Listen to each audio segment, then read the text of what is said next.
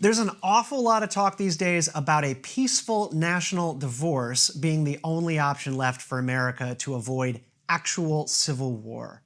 Congresswoman Marjorie Taylor Greene asked her followers about it on Twitter a few weeks ago. Ben Shapiro floated the idea on his show after Gavin Newsom won his recall election, offering that a friendly separation might be the only way forward.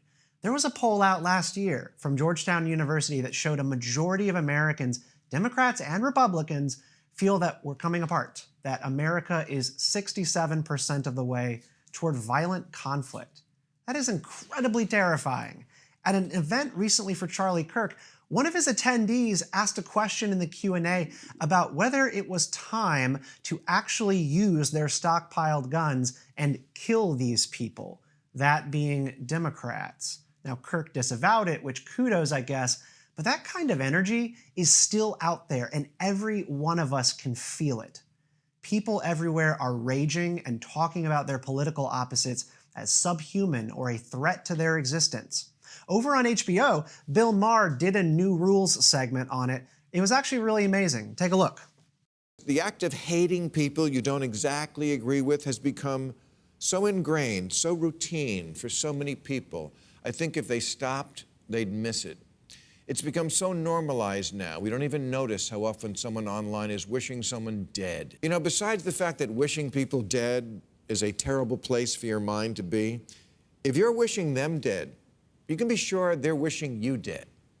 You want a real war, liberals? Really?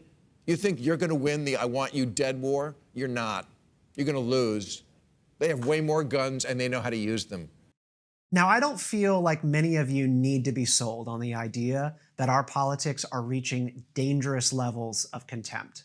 The question we face is what to do about it. I happen to believe it's restoring shared language and common codes of morality in a rapidly secularizing society. But that's a massive social project that's going to need to be informed by philosophy and faith and civics and shared stories that we all value. And one story where I do see an untapped well of advice that we should be listening more closely to is Star Wars.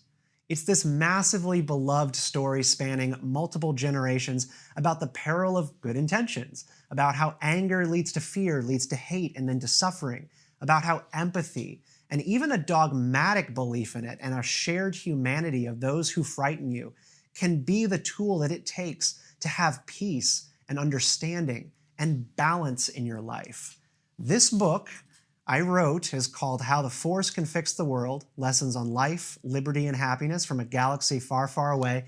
And it is my effort as a deep Star Wars fan to look at the issue of the day that I am most concerned about, which is hate-fueled political polarization, and to offer actionable advice from the Star Wars saga that could, if we listened, help fix it.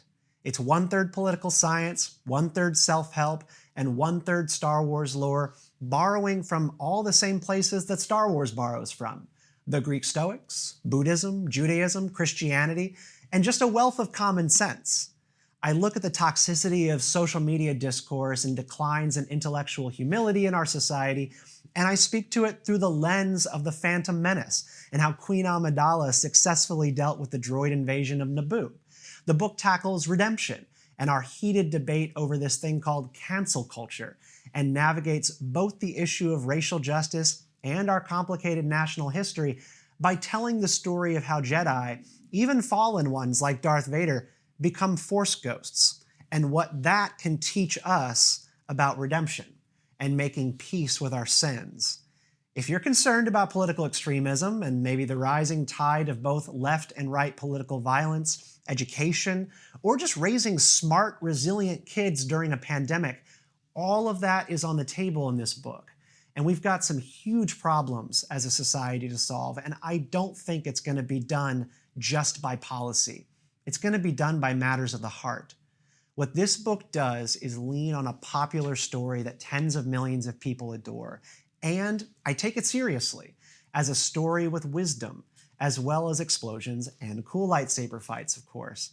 And it doesn't politicize Star Wars and argue for whether the Empire is fascist or communist, Democrat or Republican, right or left or whatever, but makes the case for why, if you think you're immune from ending up with the likes of the Empire yourself, if you don't think that you could be someone else's Darth Vader, you need to look in the mirror. How the Force Can Fix the World is on sale right now wherever you get books, hardcover and an Audible edition, narrated by yours truly. Both are beautiful and will make perfect gifts for Thanksgiving and Christmas to wow your friends and family with your thoughtfulness. So go order a copy or two today. That's How the Force Can Fix the World, and I can guarantee as you are reading it, the Force will very much be with you.